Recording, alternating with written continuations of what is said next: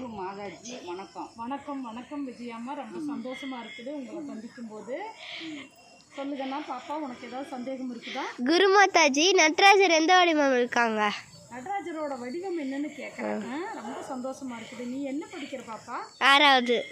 6வது படிக்கும் போதே விஜயம்மா எவ்வளோ அறிவு இந்த குழந்தை கேள்வி கேட்குதுன்னு பாருங்க. ஆன்மீக அறிவு இந்த பொண்ணுகிட்ட நிறைஞ்சிருக்குது. அதாவது நடராஜர் தில்லையம்பலத்தில் வந்து ஆனந்த தாண்டவத்தில் இருக்கிறாரு. சரியா? ஆனந்த தாண்டவத்தில் இருக்கிறாரு. அது வந்து நாட்டிய கோலத்தில் தான் இருக்கிறாரு. வேற ஏதாவது சந்தேகம் இருக்குதா பாப்பா?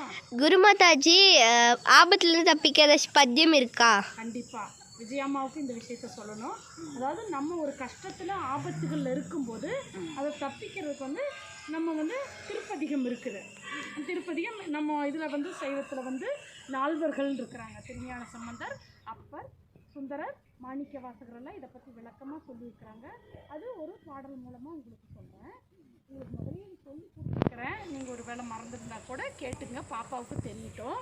சொற்றுணை வேதியன் ஜோதி வானவன் பொற்றுணை விருந்தடி பொருந்த கைதல கற்றுணை பூட்டியோர் கடலில் பாய்ச்சினும் நற்றுணையாவது நம சிவாயவேன்னு சொல்கிறாரு.